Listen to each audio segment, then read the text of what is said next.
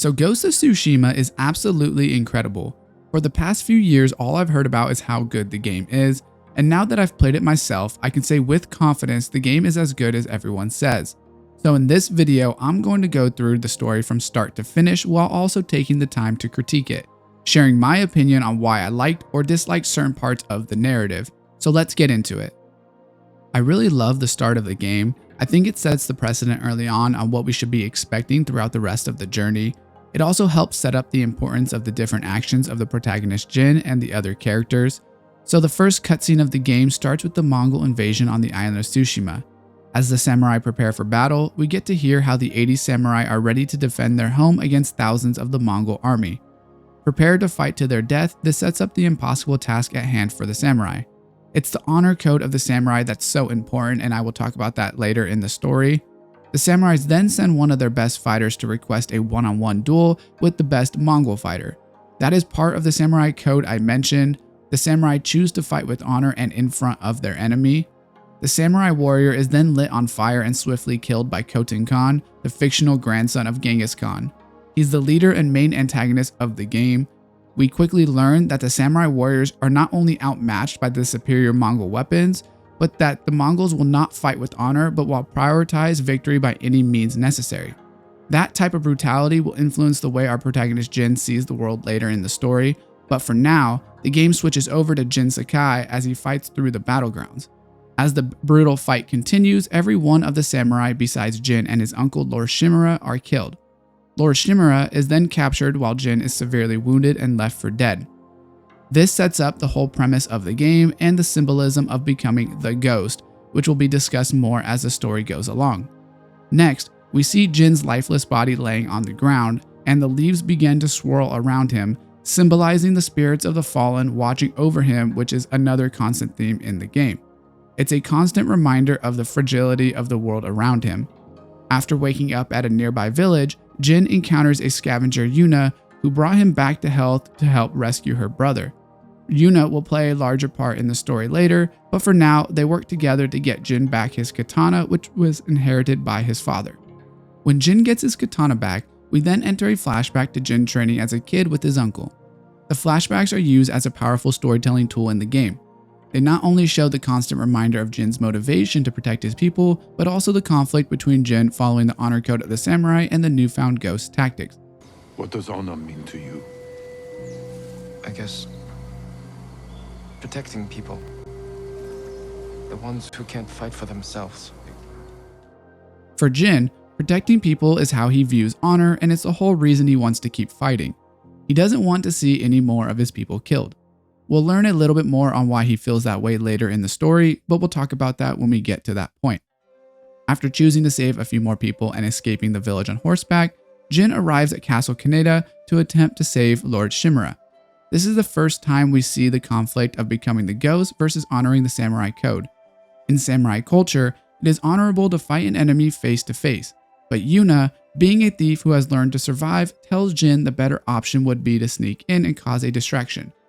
It's a common predicament Jin will find himself in and during the game. At this time, Jin chooses the path of honor, fighting his way up to the top of the castle directly in front of the enemy. Jin finally makes his way to the top where Khan is ready to fight, but Jin is quickly defeated and thrown from the bridge. This leads us right into another flashback. Help me.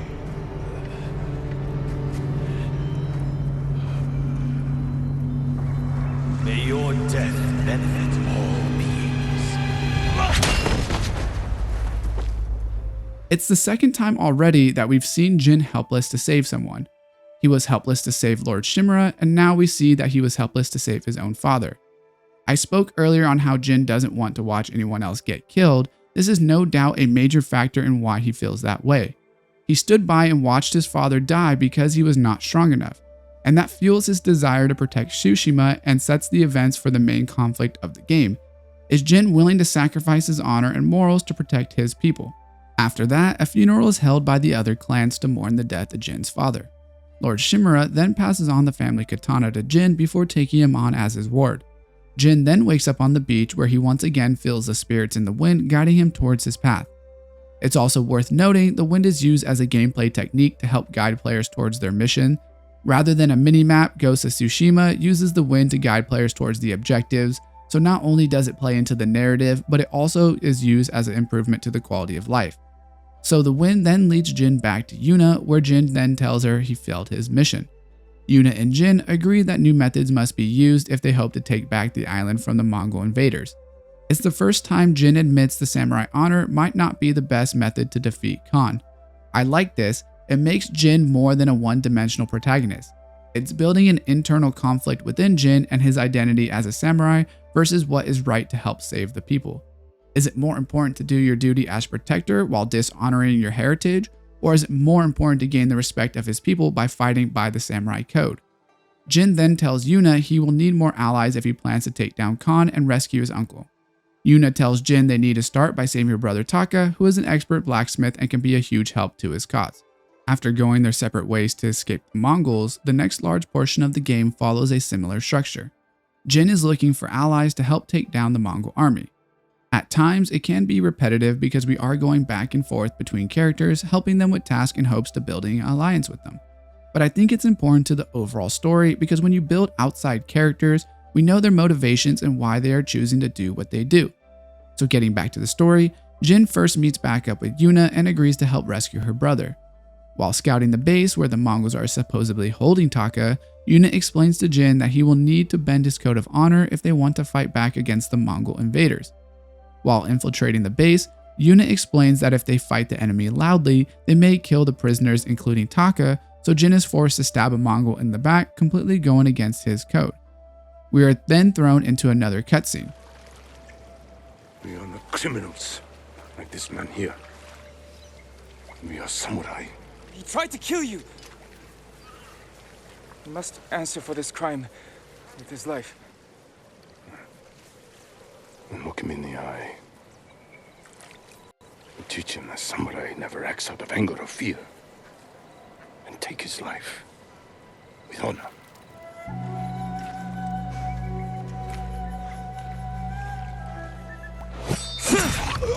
Ultimately, this is the first step of Jin transforming from a samurai into the ghost. After finding out Taka has been moved to another base, Yuna comes clean with Jin and explains that after Taka helps make the weapons, they will be leaving the island to find safety. It shows the difference between someone like Yuna who fights for her own survival and Jin's mission of wanting to save everyone. But it's also an interesting piece for the upcoming story and Yuna's character that I will explain later on when we get to that point. Understanding Yuna's perspective, Jin chooses to follow Yuna's approach and use more stealth tactics to help free her brother. They then use a cart to enter the base before telling the leader that leads them to Taka. Once they free Taka and get to safety, Taka agrees to help Jin make the items he needs to get into Castle Kaneda. After leaving Yuna and her brother, Jin seeks Sensei Ishikawa, an old mentor who is a skilled archer that taught him swordsmanship in his youth. Lord Ishikawa was once a samurai who now embraces more unique tactics. This makes him a great choice for an ally for Jin to not only get crucial information against the enemy, but also a valuable mentor because of his understanding of samurai code. Once Jin finds Sensei Ishikawa, he finds out he has been injured by bandits and is unable to fight. Jin then asks for his help to free Lord Shimura, but Ishikawa declines because he explains he got injured when bandits came for a student and he needs to find her first. Jin agrees to help find the student before they rescue his uncle. As they track the student, Sensei Ishikawa teaches Jin to use a bow before giving it to him.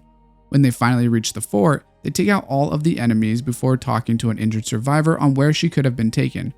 The man explains that she was actually released by the Mongols and given a bow and armor, which then leads to an argument between Jin and the sensei. Me. Not bandits. Tomoe. Why? She has no idea what it means to be samurai. You drove her to the Mongols. Do not judge me. Do not lie to me. It seems his hard-headed samurai ways drove his student to help the Mongols. Although Jin is mad, he does agree to help hunt her while also asking for allegiance from Sensei Ishikawa to help free his uncle when the time comes. At this point, Jin seeks out Lady Masako of Clan Adachi, hoping they could also be valuable allies in his fight to save his uncle since they are known to be skilled warriors. When he reaches their home, he is ambushed by enemies that are unfamiliar. They are not the Mongols he would expect. After doing some tracking, he finally finds Lady Masako but finds out the whole Adachi clan has been killed by traitors. Jin then passes on the news that her husband has also died fighting the Mongols before following her to the gravesite of her clan so they could pay respects to the fallen. Cut them down. My sister. My grandchildren. Even little Natsu. This does not only reflect the importance of honoring the dead in the Japanese tradition, but can also be a powerful motivator to compel her to fight alongside Jin to get revenge. Lady Masako then asks Jin to find a man named Sojin in a nearby temple and tell him that Clan Adachi is dead without explaining her reasoning. It's interesting that Jin chooses to help Lady Masako without understanding her motivation. It shows his intuition of her desires, which align with his own goals at the time. He trusts that her revenge will be so powerful that she must be doing it for a good reason, which, when Jin then meets back up with her, she tells Jin that she believes Sojin is the traitor and this would allow them to follow him to the hideout. After trailing Sojin, they finally reach the rest of the traitors. Lady Masako then confronts Sojin and kills him to get revenge for her people. Jin then shows Lady Masako a symbol he found, explaining that a rival clan is looking to take control. Lady Masako then pledges her own alliance to Jin and agrees to help rescue Lord Shimura when the time comes. Still on the recruiting tour, Jin seeks out the Straw Hat Ronin, who are mercenaries that he feels can help in his attempt to rescue Lord Shimura. It's an interesting group of people to recruit for Jin because they have a clash of ideals. The Straw Hats do not fight with the same honor that the samurai do. The Straw Hats prioritize acquiring supplies for survival even if it's not always the most moral path. It's a complete clash of ideals from the way Jin is raised. It goes to show what situation Jin is in that he is willing to partner with mercenaries that are less honorable if it helps with his mission. When Jin finally tracks them down, he finds that his old friend Ryuzo is the leader of the Straw Hats. Knowing they are mercenaries, Jin tells Ryuzo that the Straw Hats can name their price for help with the rescue. After fighting off an ambush, Jin follows Ryuzo back to the Straw Hat camp, where they agree to help his uncle after Jin helps them get food from a nearby Mongol fort. Before he helps the Straw Hats, Jin returns to Komatsu Forge to make sure Yuna and her brother have reached it safely. Once Jin arrives, he realizes the Mongols have taken over the town and must defeat them before finding Yuna. Jin then tells Yuna they will not flee but stay and fight because they need the forge to make a tool for Castle Kaneda. Taka then agrees to make the tool they need while Jin and Yuna clear the Mongol forces out of the city. Earlier in the game, Yuna was saying how she was going to leave as soon as possible, but now she is willing to stay and fight to help Jin rescue his uncle.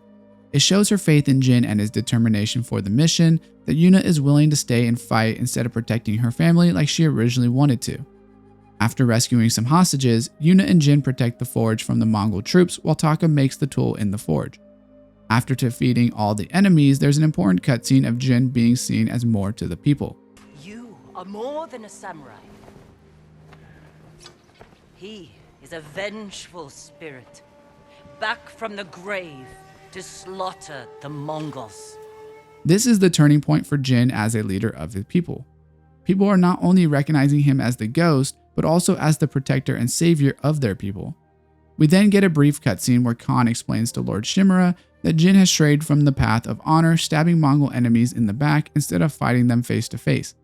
Khan then tries to persuade Lord Shimura once again to help his empire, this time to help save Jin from that path. Jin then returns to the Straw Hat Ronin where he helps them raid a Mongol fort to get food for their people. Jin sneaks through the base, destroying the brazier before the Straw Hat join the fight and kill all the Mongols. When Jin and Ryuzo realize this is only a temporary depot and the food is being held on the boats offshore, Jin proposes they sneak onto the boats to get the food.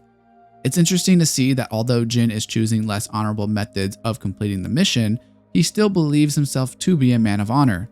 Once they realize the food was on the boat, they could have easily canceled the mission. Even Ryuzo calls him crazy for thinking they can sneak onto the boat.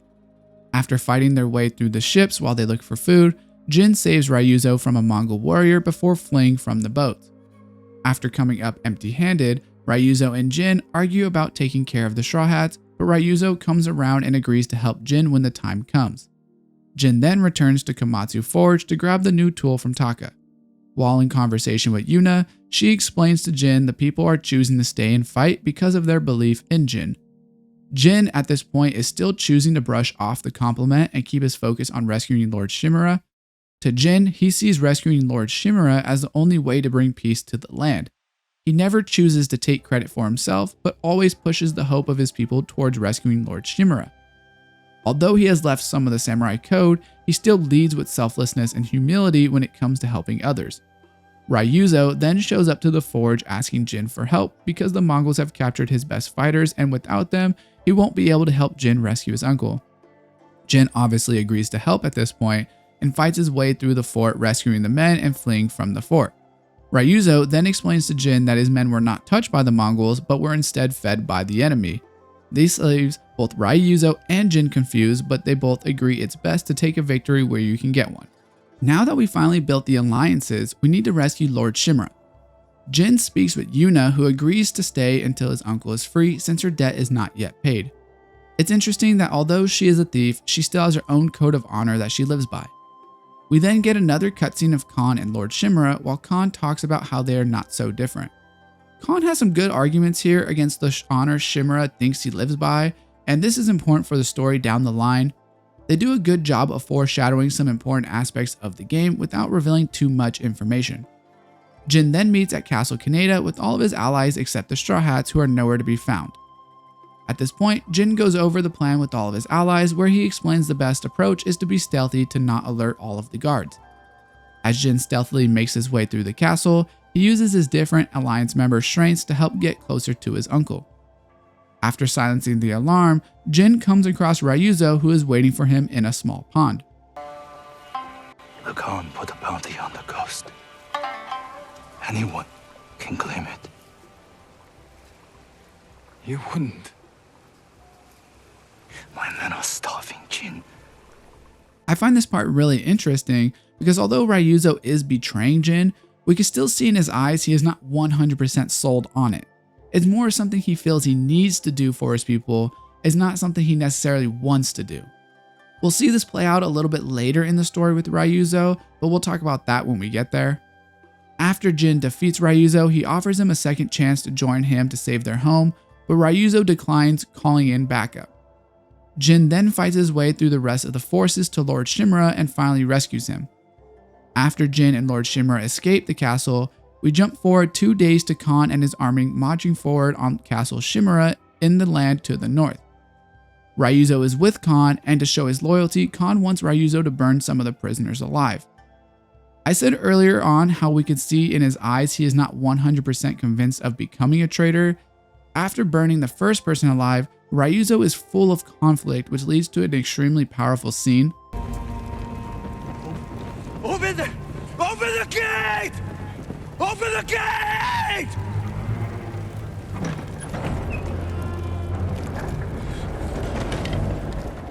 That type of conflict with Ryuzo makes us as a player feel emotion towards him. It develops him as a deeper character that even though he is against our protagonist, we can still root for him to make the right decision in the end. The next conversation between Yuna and Jin is very interesting, even though it's a short talk. I thought you'd be gone by now. So did I. It seems like Yuna is starting to open herself to the cause, but shortly after, Yuna complains that she must help them more before Lord Shimura is willing to give her the reward. I don't know if this was on purpose or a small overlooked part, because I do understand the conflict she has, but it seems like she flips a little too quickly here and it doesn't really make a lot of sense for her reasoning. Lord Shimura and Jin then have a conversation where Lord Shimura tells Jin he needs to be careful continuing down the path of the ghost, as it will lead to a path with no honor. Lord Shimura and Jin then make their way towards a nearby lighthouse that has been taken over by Mongols to reignite the fire and show Khan that they are still fighting back. When they show up to the fort, Yuna is there waiting, and when asked if she's ready to fight for the cause, she says she just needs to get off the island. This is one of the moments after where she made it seem like she was staying for different reasons in a conversation with Jin. Now that we've rescued Lord Shimura, the story basically follows the same linear path for the next portion of the game again, but with new characters to meet. Like I said earlier, it can get repetitive at times, but what I find makes all the difference is the new characters we come across and how these interactions affect Jin as our protagonist. First, we travel to the smuggler's den of Amugi Cove to try and find more samurai reinforcements. What you'll notice about this place is that there are characters that have the same hats as Ryuzo and the Straw Hats. This is just a cosmetic choice though, because the Straw Hat clan specifically are only the men led by Ryuzo. So on arrival, Jin is taken to Lady Sanja to ask for a smuggler named Goro. Jin then asks Goro to repay an old debt by getting a message to the mainland. At this point, Jin returns to an old hunting ground to meet up with Lord Shimura and explain what he has found as well as the full plan. We then ride for the fort to get into position to help Goro and his ship. Fighting with Lord Shimura on our side, the mission is the exact opposite of how Jin was approaching missions before the rescue. Instead of sneaking around, Jin and Lord Shimura attack the fort directly, engaging in combat face to face with the Mongols. Once they reach the top, they realize they are not in position to defend the ship without using the enemy weapon. Jin then pleads to Lord Shimura that the way of the samurai is not as important as saving their people. It's interesting to see Lord Shimura agree with the plea and say that he will defend Jin while we launch arrows at the enemy. After successfully defending Goro's ship, Lord Shimura has a conversation where Shimura tells Jin he has always seen him as a son, and in the message to the shogun, he explained that he wants to formally adopt him. Now, we don't get any official backstory in the game on why he waited so long to make it official, but it does seem odd to wait until Jin is a full-grown adult to make this official. We don't know his exact age, but we do know Jin was a child when his father died and Lord Shimura took him in. So why wait so long? Sure, it makes for a compelling cutscene, but it also seems a little too coincidental. We then make our way outside of Yarikawa to hopefully build an alliance with the village. But on arrival, the Mongols are surrounding the village. Luckily for us, this is the village where Yuna and Taka grew up, so they know about the secret entrance to get into the village. Yuna is going to play a really big part in building this alliance because as it currently stands, Clan Shimura and Clan Yarikawa are not friends. Decades before our current events, Clan Yarikawa rebelled against Clan Shimura, but they were defeated by Lord Shimura's father. So there is a deep animosity between these two clans. While scouting the secret entrance, Taka is skeptical of the plan, but Jin convinces him to trust the plan to sneak past the Mongols. Once they get inside, they request a meeting with the leaders of the clan. Of course, the leaders are not interested in helping a member of Clan Shimura, but Yuna explains that she is fighting for the ghost and not for Lord Shimura. Even though the leaders are still not interested in helping, Jin and Yuna go searching for the missing archers to help against the Mongol siege. Taka chooses to follow Yuna and Jin, wanting to learn to become a warrior, and this is a pretty important decision that we'll talk about a little bit later in the game, but agreeing to let him stay could be seen as a turning point in Taka's story. Once they track down the archers, they learn the rest of the archers have been captured after they tried to raid a Mongol camp for supplies. Jin then agrees to help free the other archers and help them get the supplies. At this point, we have a conversation between Taka and Jin. Are you scared? No, not really. A little. Yuna's never afraid. You're probably like that too. Fear drives you to be stronger, fight harder. My father taught me that. While Jin means what he says, I'm not sure he should be pushing for someone with no fighting training to become more fearless inside of a war. Having another person on the front lines that you must look out for can split your focus from the task at hand. After defeating the Mongols and rescuing the archers, Yuna and Jin have a conversation where Jin feels that Taka deserved to stand on his own, but Yuna still wants to make the decisions to protect him. It's tough to take a side in this situation because on one hand, Jin does need all the help he can get, and he is a trained samurai so he can help Taka learn to become strong. But like I said previously, it's pretty risky to bring an untrained person into battle, so I understand why Yuna wants to keep him away from danger. Before the siege begins, Yuna and Jin sit together in the tower and share a drink. Kenji spent the rest of the day wearing one sandal.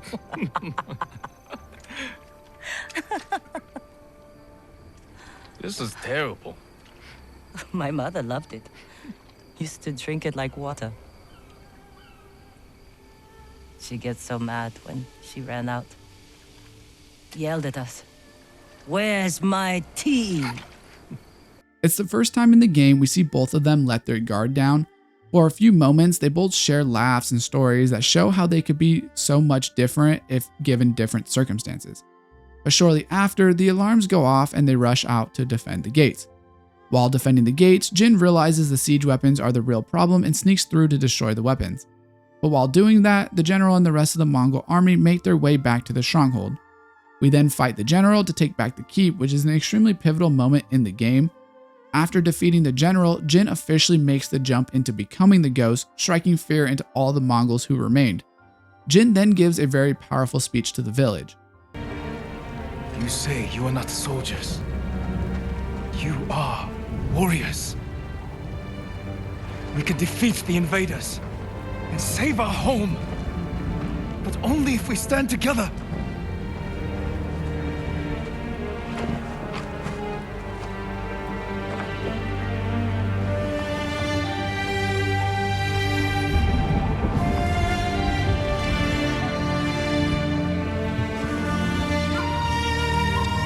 Not only is Jin seen as the ghost, but also as the leader and savior of his people. It's no longer Lord Shimura that motivates people, but Jin. We then jump to a conversation of Ryuzo and Khan talking, where Khan tells Ryuzo that Jin needs to die, but Ryuzo doesn't have the confidence that any swordsman can kill Jin. I think it's really interesting the respect even the enemies have for Jin at this point. We've seen multiple times throughout the game, but Khan is not stupid. He does pay respect to his enemies. He pays attention to what is happening around him so he can be most prepared for every situation. Jin then returns home to his village to get his father's armor. In their culture, when the father dies, the armor gets passed to the son. It's pretty obvious Jin feels guilty and regretful, so he's refused to wear the armor to the battles. It was too much for him after feeling like he was the reason his father died in the first place. While at his village, Jin stops to pay respects at his father's grave. While there, he composes a haiku, which are very common in their culture. I mourn my father.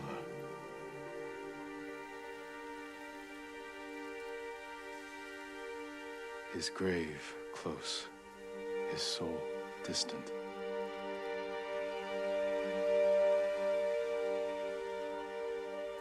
Now I am alone.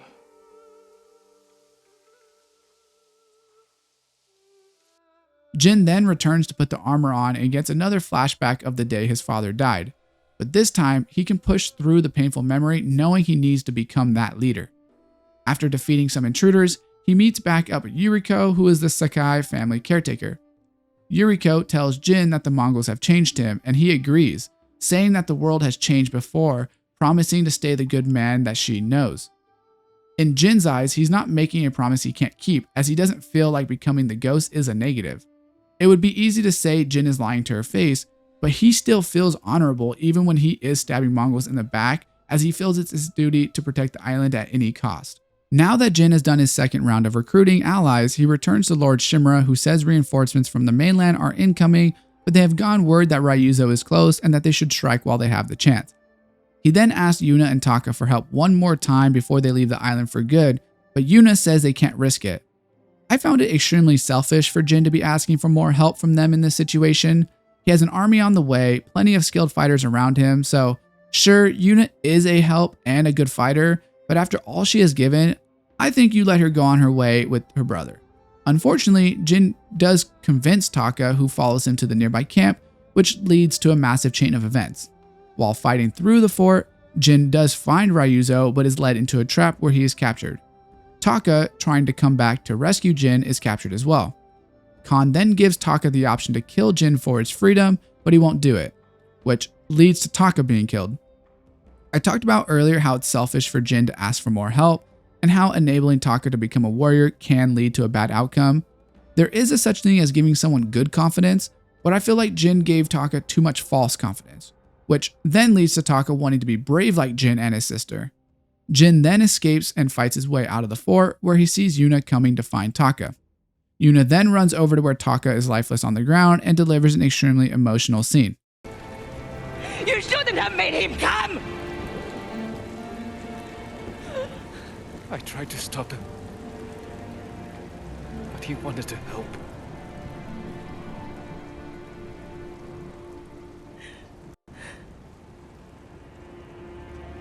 That's Taka. After fighting their way back out, they finally lay Taka to rest. But now, Yuna has no reason to leave. She vows to stay and get revenge for her brother. We then meet back at Lord Shimura's camp to get ready to siege Castle Shimura and kill Khan. There's an important plot piece in the conversation between Yuna and Jin here. He believed in you. No, so do the people of Yarikawa. Because you stood up for them when no one else would. They're risking their lives for the ghost. Yuna explains the importance of the ghost to the people of Tsushima, and it shows how the people are no longer holding their faith in Lord Shimura, but they are holding it in Jin as the ghost. This affects Jin's motive down the line and why he chooses to do what he does. As they prepare for the battle, Lord Shimura tells Jin the Shogun has accepted their request to make Jin his son, but that they need to move forward as samurai. As they push through the castle, they initially follow the samurai plan, fighting the army head on. But as they reach the deeper section of the castle, the conflict between Shimura and Jin starts to bubble. As Jin scouts an area, he sneakily attacks some of the Mongols, striking fear into the rest of them. As Shimura watches, he pleads with Jin, telling him this is not the way of the samurai and he needs to stop fighting without honor. I do find it interesting that Lord Shimura seemed okay with it when Jin was fighting to get him out of captivity, but now he has more of a problem with it. As they reach the bridge and plan to move forward, Khan plans a trap for the soldiers on the bridge, killing them and destroying the bridge in the process. Jin, overlooking it in anger, mad that they are letting innocent people die, Shimura and Jin then agree to discuss it in private, where emotions flare just a little bit. I sacrificed everything I knew to save our people. I gave them hope. You did nothing.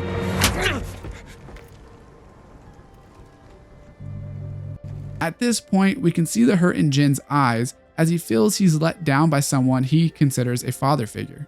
No longer caring about what Lord Shimura thinks, Jin decides to sneak into the Mongol camp to poison their food and kill the Khan.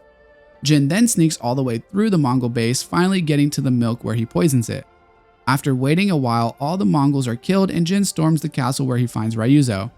At this point, Ryuzo tries to reason with Jin, saying they could still defeat the Mongols together and take back the island. Jin chooses not to believe Ryuzo and they end up dueling to the death, where Jin stabs Ryuzo. It is hard from an outside perspective like Jin to know if Ryuzo is sincere in this moment or not, but from other parts of the game, it does seem that he had some remorse for his actions. If Taka was still alive, I do believe this might have been able to sway Jin and justify working with Ryuzo, but after Taka's death, I think Jin feels responsible and he doesn't really even give it much thought. After Jin leaves the castle, he finds Yuna and Lord Shimura, where Shimura tries to convince Jin to put the blame on Yuna for his actions. I found that to be a really bad strategy by Shimura. Yuna is the one who saved Jin in the beginning. Yuna has helped Jin and stood by his side this whole time. Trying to get Jin to throw Yuna under the bus and sentence her to death is a pretty bad idea to get Jin back on your side. At this point, Jin then officially announces himself as the ghost and tells Yuna to leave before being taken into custody by the Shogun troops. The end portion of the game moves pretty quickly now that the only objective is to find and kill Khan. The missions and story don't go in as in-depth as they were earlier in the game. It's almost like it's just one big mission. It starts with Jin stuck in the cell and Kenji comes to Jin's aid and helps him get out of the cell and gives him directions on how to find Yuna. While he is escaping, Jin loses his horse, which ends up being a pretty emotional scene.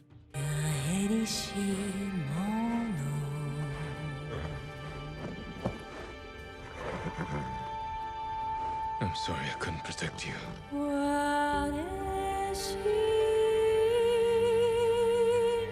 It's really an example of how much sacrifice is going into saving Tsushima. Our horse has been with us since that beginning, and the horse's sacrifice to get Jin to safety is something that will fuel Jin to fight on while carrying even more grief with him. While trying to find Yuna, Jin stumbles across a Mongol base where he is shot with poisoned arrows and falls unconscious. Luckily, Yuna is there to rescue him yet again and helps him recover. Yuna then tells Jin that Khan plans on leaving the island with the poison and that they'll need a base close to the port to attack Khan. Jin and Yuna then rescue some hostages while taking over the base from Mongol control, getting a new home of operations. Now moving towards Khan and the port, Jin and his allies need to fight through another fort which is on the path to get to the port. Yuna asks Jin to find an ally named Takashi that she knows for more help sieging the base. After fighting through the fort of Mongols, Jin finally meets back up with the allies he has built over the course of the game. Now that they are close to the port, they sneak through to the nearby lighthouse to survey the port and decide a plan of attack. At this point, Jin makes an interesting decision which I think is pretty smart in this situation. He plans to sneak into Lord Shimura's castle to write a note asking for aid. It's obviously dangerous sneaking back into a castle when you're a wanted man, but Jin realizes the differences between himself and his uncle are less important and the focus should be on killing the Khan and taking back the island. So he chooses to put their struggles to the side and ask for help defeating the Khan. So Jin then sneaks through the castle, making his way to the quarters where he leaves the note for his uncle. Once Jin returns to Yuna, the only thing left to do is siege the port and kill Khan. So Jin and his allies make their way over to Port Izumi and fight their way through the Mongol forces. Once they reach the inner walls, Jin sneaks through to a vantage point only to see Lord Shimura and the samurai show up to help Jin and his allies. Jin then makes his way to the manor house to confront Khan. I know that Khan is a do anything necessary for survival guy, but I did think it was interesting that once he realizes Jin has the upper hand, he retreats from the battle. He never strikes me as someone that would run from a fight. Jin then chases Khan to the boat where he defeats the rest of the troops before killing Khan. I do like how Jin didn't give Khan an honorable death, whereas with someone like Ryuzo, Jin first looked him in his eyes. Jin realizes that the suffering Khan caused, you can't take any chances with leaving him alive. After escaping the boat, Yuna finds Jin and tells him that his uncle sent a messenger to meet by their old training grounds. Jin then travels to meet his uncle by the lake, where Lord Shimura tells Jin that he is no longer a samurai, as if he cares at this point anyways, and Lord Shimura agrees to let Jin say goodbye to his home. When they get to Clan Sakai's graves, Lord Shimura tells Jin that he has orders to kill him for betraying the samurai way.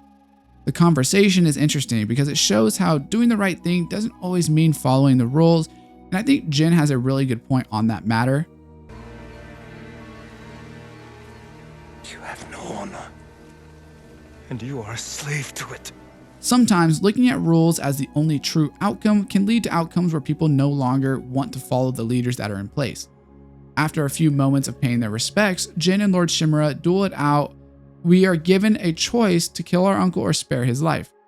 I chose to spare Lord Shimura as I think it does best fit Jin's character up until this point. He is willing to do whatever to keep his people safe, but Lord Shimura being alive is not necessarily a threat to his people. And being his remaining family member, he doesn't want to be the one who takes his life. The game then ends with a cutscene between Jin and Yuna going their separate ways. And that is all we have for Ghost of Tsushima, a game that has an incredible story and memorable characters. Let me know your thoughts about the game and story down below, and as always, I will see you next time.